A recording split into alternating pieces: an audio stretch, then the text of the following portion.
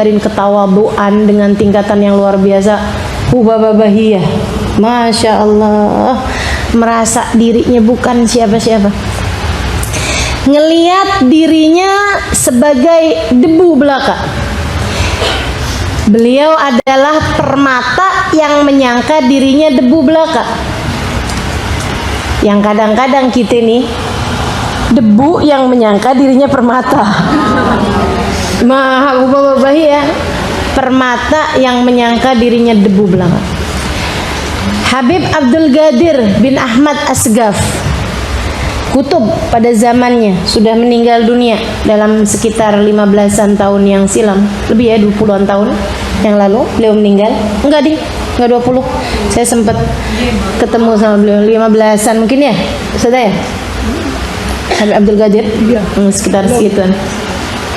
Belum 20 ya. Beliau Habib Abdul Qadir itu dianggap sebagai kutub zaman tersebut. Kutub itu pemimpin para wali di seluruh dunia di masa hidupnya. Beliau tuh pernah bilang, ma fi fid dunya mithal Bahiyah.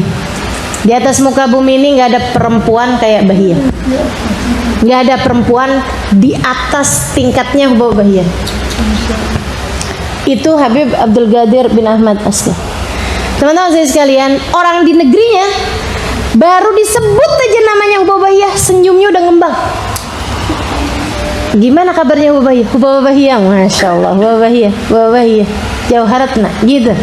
Beliau adalah permata yang kami punya, beliau perlian yang kami punya. Semua orang, teman-teman saya sekalian. Dan saya melihat keadaan beliau, tahu pasti bahwa beliau adalah seorang wali. Tahu, baru ngelihatnya aja udah tahu kalau beliau wali. Kenapa gitu? Usia 96 tahun, naik Jabal Nur.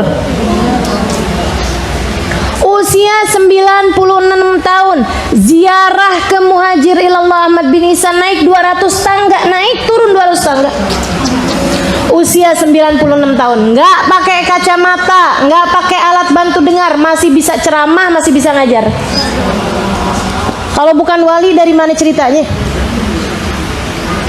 Usia segitu, tiap hari berapa juz Al-Quran, berapa puluh rakaat sholat sunnah, tidurnya sedikit. Padahal teman-teman saya sekalian, tulang berbalut kulit, kurus, kecil beliau. Masya Allah, Masya Allah. Bajunya cuma 2, yang satu dipakai, yang satu dicuci. Itu aja. Kalau dikasih yang baru, yang lama kasihin orang. Seringnya malah ditolak. Ada orang ngasih, tolak. Kasihin aja sama yang lebih perlu. Ada seorang kawan mau ngasih hadiah sesuatu gitu, bapak perlu apa sih? Nggak perlu saya. Nggak perlu bapak saya mau ngasih hadiah. Apaan ya? Nggak usah. Saya mau ngasih Quran. Jangan, saya punya Quran saya dari Habib siapa gitu kan, nggak bisa digantiin. Saya mau ngasih tasbih. Jangan, tasbih saya dari Habib siapa gitu, nggak bisa ganti. Saya mau ngasih sejadah saya dari Habib siapa, nggak bisa ganti. Ya ampun, ya ampun. Terus bapak saya kalau pengen mau ngasih hadiah bapak apaan? Uang gimana bapak? Jangan. Dia bilang, kamu mau bantu saya? Iya bapak. Kamu mau tolong saya? Iya bapak. Apaan bapak perlu apa? Tolong saya dengan jangan memperpanjang hisab saya.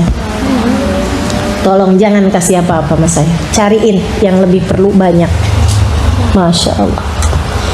Gimana bukan wali yang kayak begitu? Hidup di zaman ini loh. Gimana bukan wali yang kayak gitu, teman-teman sekalian? Mau ketemu apaan coba kalau bukan wali ke orang kayak begitu? Bukan kasih Allah, dari mana ceritanya gitu? Tapi beliau bersama dengan kemuliaannya, bersama dengan keagungannya, menyangka dirinya debu belaka. Nggak bisa yang namanya dengan orang muji beliau. Dia nggak tahu siapa saya. Ditinggal kamu kalau muji bapak. Kalau salaman nih setengah mati ditarik sama beliau. Gitu. Kayak orang kalau nggak kenal yang kayaknya sombong. Secara beliau kan sudah sangat tua. Orang sama orang tua kan biar apa-apa juga mesti dicium. Beliau kayak ditarik, kayak yang nggak suka gitu kesannya. Padahal sih emang karena beliau merasa bukan siapa. Kalau sholat berjamaah nggak pernah mau jadi imam. Nggak pernah mau jadi imam. Saudaraku sekalian yang saya muliakan, sampai pernah nih ceritanya,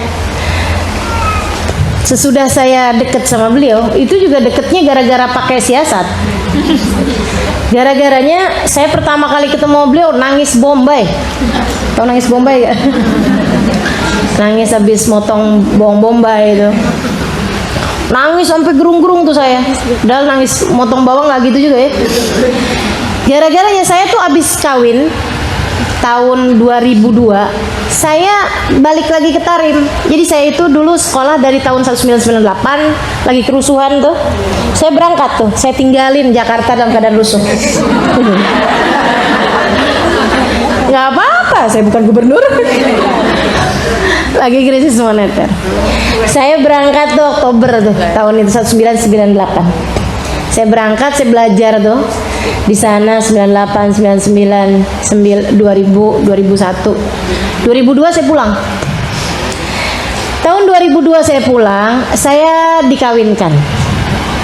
Habis kawin dapat 2 bulan, rencana saya mau balik lagi ke sana dapat 3 bulan gitu. Hubabah Maryam datang ke sini. Saya diminta untuk terjemahin beliau. Akhirnya saya terjemahin.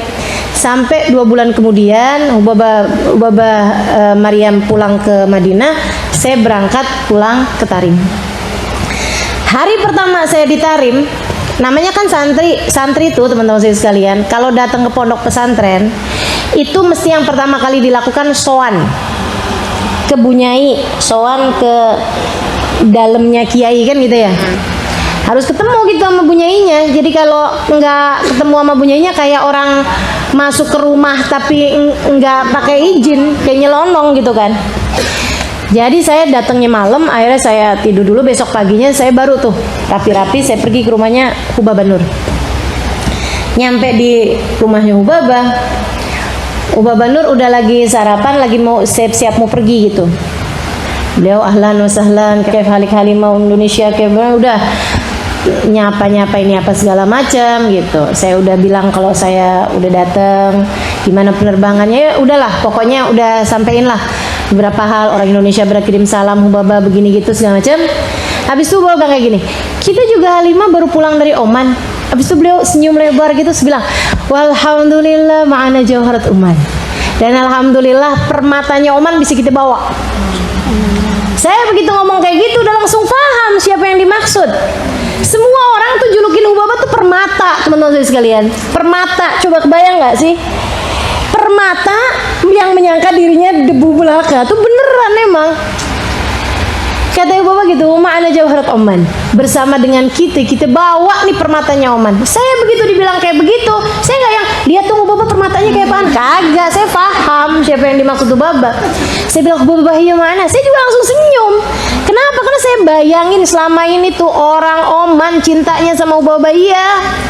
Top banget dah, sampai banyak banget anak-anak dikasih nama Bahia hanya karena agar mirip sama Hubabah Bahia. Hanya biar kayak Hubabah Bahia, dapat berkahnya Hubabah Bahia, kayak gitu loh teman-teman.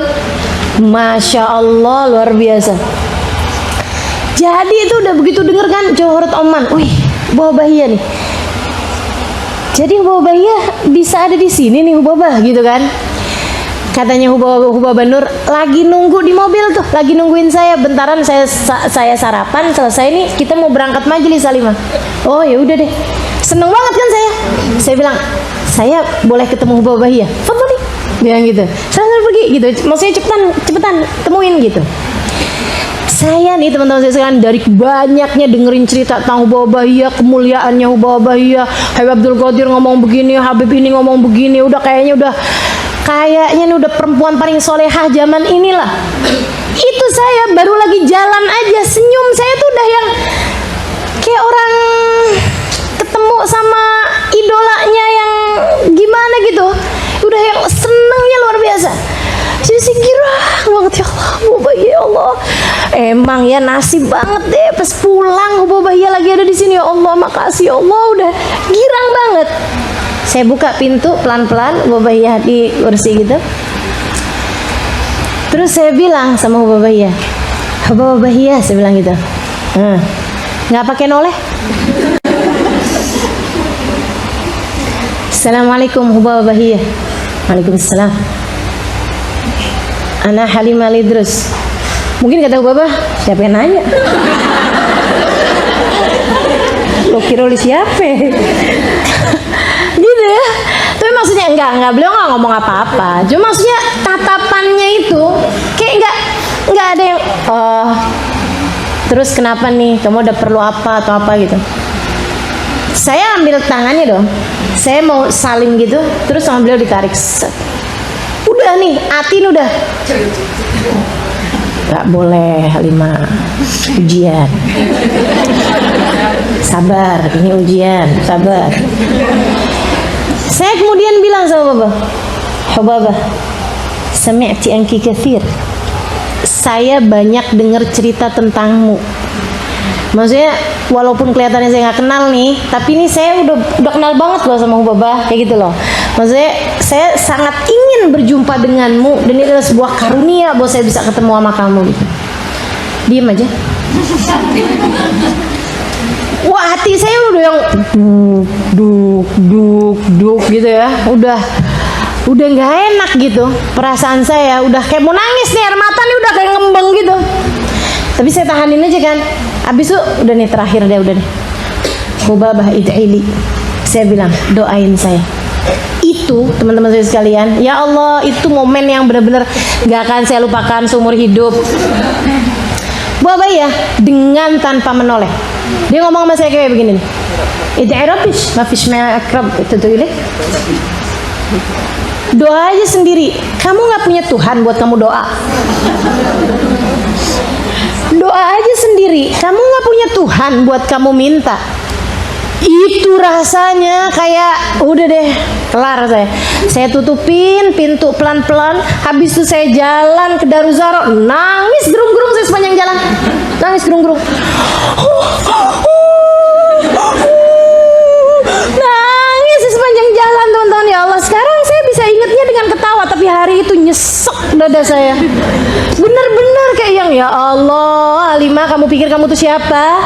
Ya ampun, ya pasti aja lah Hubabah tahu siapa kamu, tahu dosa-dosa kamu kayak gimana, makanya kamu digituin sama Hubabah. Dikutuk oleh diri sendiri. Pernah tau nggak perasaan kayak begitu? Itu nyesek banget tuh kayak gitu. Pulang saya, mata saya udah tuh, sampai saya datang ke kamar kan, saya kayak gitu masih nangis, belum berhenti. Teman saya nanya, ya Allah Kak, kenapa Kak? Kaimah kenapa Kak? Satu teman saya nih yang ustazah juga, kami satu kamar hanya berdua, yang lain satu kamar ber-30. Karena saya ustazah, ya, bukan sombong, cerita kenyataan. Teman-teman saya sekalian, jadi akhirnya terus dia bilang gitu, Kak, kenapa sih Kak nangis kayak gitu Kak? Saya bilang, ya Allah, udah ini kan, udah dikasih minum, ditenangin gitu. Dia bilang, saya cerita lah tentang urusan Hubabah ya. Hubabah tuh ngeliat saya apa ya, anjing kali ya, gitu kan. Wah, udah deh bawa perasaan sendiri, baper.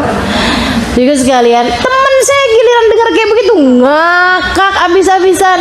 Ya ampun Kak, ini bukan tentang kamu. Hubabah Bahiyah emang kayak begitu.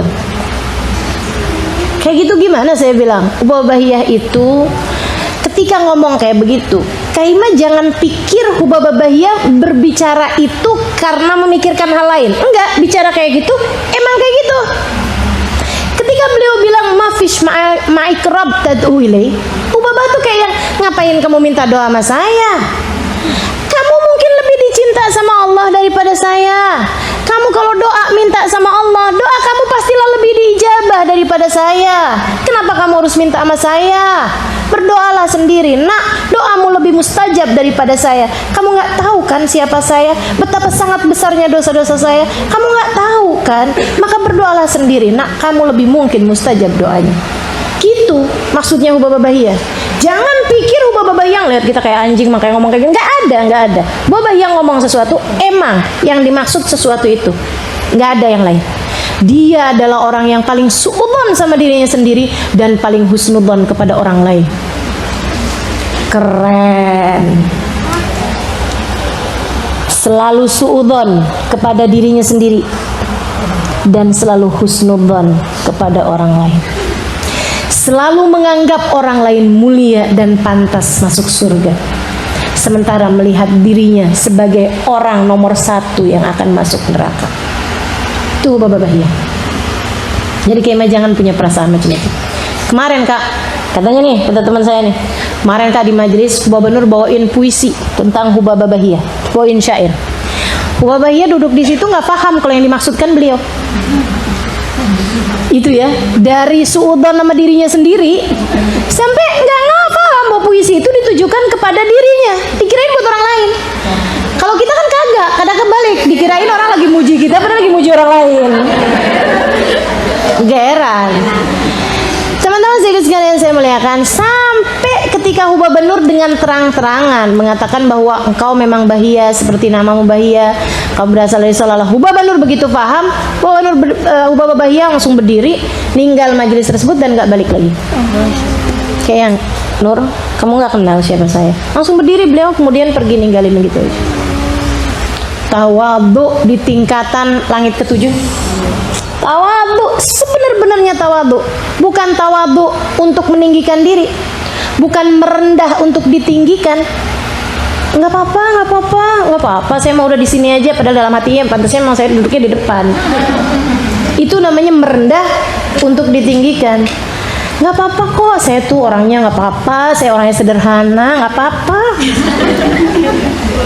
Padahal dalam hati saya tuh nggak pernah kayak begini, kamu seharusnya begini, begitu, begini, gitu. Oh, tuh, ya Allah, ya Hubabah Bahiyah. Itu hakikat tawadhu, teman-teman saya sekalian. Saya berapa hari mikirin caranya, ya ampun, ini ada orang mulia di sini, jangan sampai saya nggak bisa dapetin kemuliaannya. Jangan sampai saya nggak dapetin ilmunya, jangan sampai saya nggak dapetin berkahnya. Gimana caranya ya? Gimana caranya? Saya sampai bayangin kalau saya jadi Hubabah Bahiyah dengan ketawaduan yang kayak gitu, gimana cara yang pas buat deketin saya? Saya bayangin kalau saya Hubabah Bahiyah, kira-kira saya akan senang sama orang kayak gimana? Oh, orang yang sombong, orang yang menganggap dirinya punya sesuatu untuk dibagi kepada orang lain gitu loh, maksudnya orang yang bisa melihat orang lain dengan cara yang dia mau, kan gitu. Akhirnya saya pikir saya tahu deh. Oke, bismillah. Hubabah Bahiyah habis selesai sholat tuh di tempat kita nih, Darussalam nih, saya samperin Hubabah, saya bilang nih, Hubabah, mudah-mudahan Allah ampunin dosa Hubabah.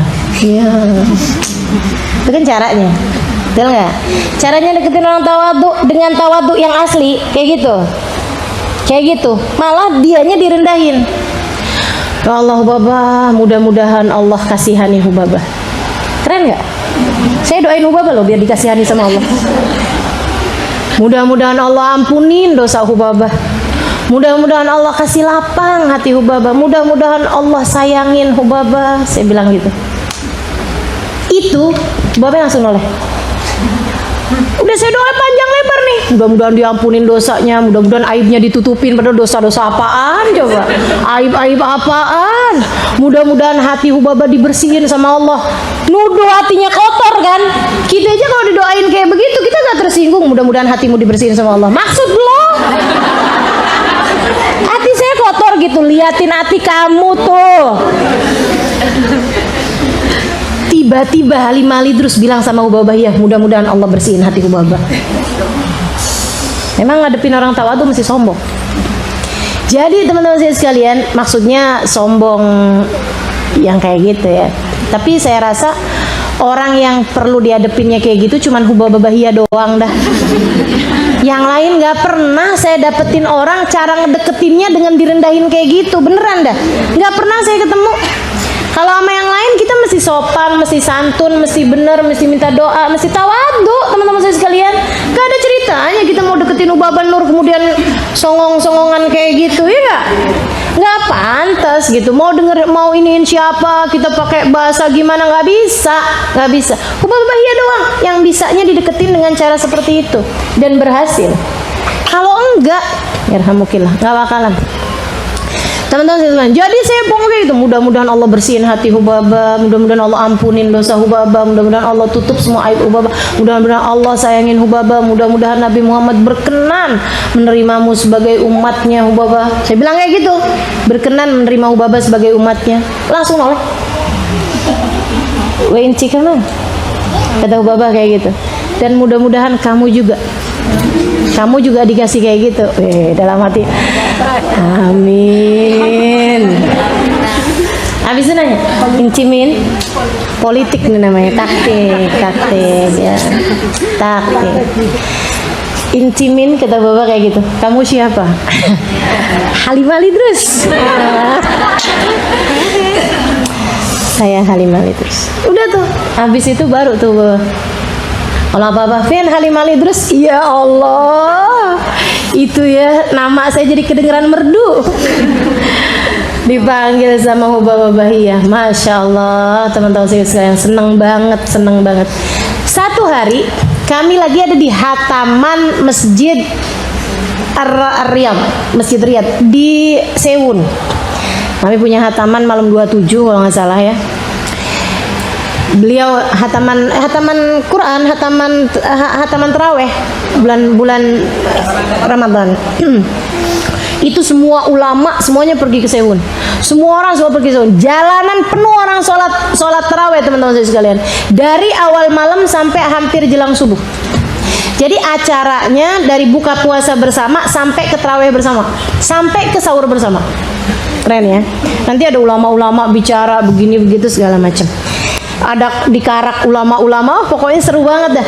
Nah saya tuh malam itu barengan sama Hubabah Bahiyah ceritanya. Sampai di bagian sholat taraweh, saya sebelahan sama Hubabah, sebelahan saya sama beliau.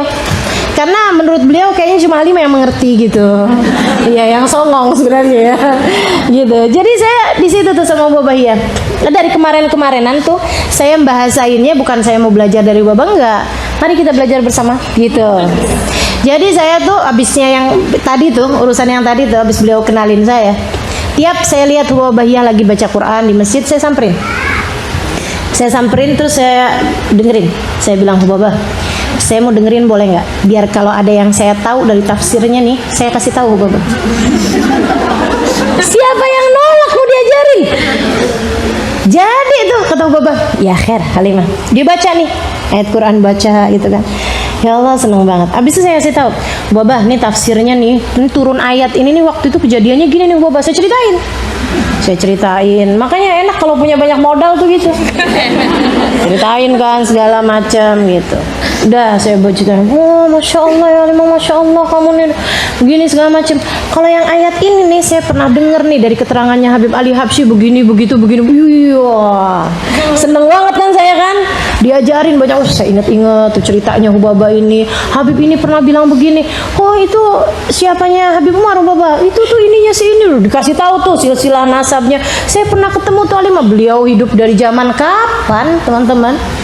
Jadi ulama yang beliau ketemu itu udah berapa banyak, 20 bahkan ratus ulama yang beliau temuin. Masya Allah, senang bener. Jadi itu beliau merasa bahwa saya adalah kawannya. Nanti itu karena saya tahu beliau nggak pernah mau ngimamin, saya bilang sama Hubabah, ya Hubabah, saya mau ngimamin tapi nanti Hubabah yang baca doa. Setuju apa enggak? Kalau nggak setuju saya nggak mau jadi imam. Gitu kan? Gitu ya, udah ya nggak sholat nih gitu nih. Kata Hubabah, iya. Jadi saya sholat, ngimamin. Anak Darul Zahra nih semuanya. Habis selesai Hubabah Bahiyah doa. Wah, teman-teman pada terima kasih sama saya. Kasih, waduh, gitu dapat nih doanya Hubabah, dapat berkahnya gitu. Akhirnya sholat raweh nih teman-teman. Jadi saya sebelahan sama Hubabah Bahiyah. Sebelahnya Hubabah Bahiyah ada seorang ustadzah beliau dari Sewun, bukan di Darul Zahra ya, di kampungnya dia gitu ustadzah. Terus dia tuh pas ngelihat gini, dia kayak seneng banget gitu kan. Terus dia gini ke belakang gitu, terus ngomong ke saya, Ustadzah gitu. Saya bilang, kenapa? Iya kenapa gitu? Dia bilang, gitu kan, ini Hubabah Bahiyah. Saya bilang, abis gitu dia udah giranya, dari senangnya, cuman kan nggak tahu cara deketinnya. Saya udah mikir aja, ini jangan sampai salah nih, kesian banget nih gitu. Dia ngomong kayak begini sama Hubabah Bahiyah, Hubabah, ya Allah, ngimpi apa saya semalam? Bisa sholat sebelahan sama Hubabah Bahiyah. Mudah-mudahan Allah kasih rasa khusyuk pada sholat saya. Allah ajarin saya bagaimana menghadapnya, karena saya bersebelahan dengan seorang kekasihnya. Saya udah dalam hati gini, lo nggak tahu, aduh.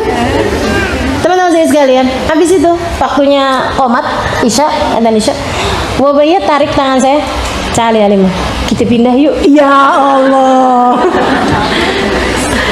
kita pindah yuk katanya. Masya Allah, Masya Allah. Itu hakikat tawadhu, teman-teman saya sekalian. Merasa dirinya debu belaka, padahal beliau adalah seorang dengan tingkatan mutiara paling berkilau. Tuh, tawadhu Hubabah Bahiyah. Saya baru tahu yang namanya tawadhu kayak begitu tuh Hubabah Bahiyah. Saya baru ngerti tawadhu tuh apa ketika kenal Hubabah Bahiyah. Itu baru tawadhu. Kalau ceritain orang bagus-bagus semuanya, bagus-bagus semuanya. Kalau ceritain diri sendiri jelek-jelek semuanya. Masya Allah, Masya Allah. Ini yang benar-benar. La tuzakku anfusakum wallahu a'lam bimanittaqa. Jangan suka bagus-bagusin diri kamu. Allah tahu keadaan hakikat kamu kayak gimana. Gak usah pakai nyombong-nyombong. Aku tahu kata Allah kamu keadaannya kayak gimana. Aku lihat saat kamu sholat, kelihatannya sholat, hati kamu kemana-mana. Saya lihat ketika kamu sedekah, padahal pikiranmu biar dilipat gandain hartanya. Saya lihat ketika kamu nutup aurat, tapi hati kamu penuh dengan hal-hal yang buruk-buruk dalam hati kamu. Saya lihat, aku lihat kata Allah SWT. Maka fala tuzakku anfusakum. Jangan bagus-bagusin diri kamu. Udah mau nipu siapa kata Allah. Wallahu a'lam. Allah yang tahu siapa yang bersih di antara kita. Allah yang tahu siapa yang tinggi di antara kita. Maka jangan pernah merasa diri sesiapa. Ya, mudah-mudahan Allah kasih hakikat kepada kita nih, biar ngerti tawadhu nih, biar kata nggak kayak Hubabah Bahiyah, tapi seenggaknya gitu tahu hakikat diri. Nah nih teman-teman saya sekalian, tawadhu kamu benar-benar meletakkan dirimu di bawah dan tahu bahwa hakikat kamu yang sebenarnya malah justru di bawah daripada itu. Tawadhu, melihat diri bukan sesiapa, melihat diri nggak ada apa-apanya, nggak pantas. Jadi kalau kamu lagi dijelek-jelekin sama orang, kemudian kamu nggak terima, itu tuh masih sombong namanya.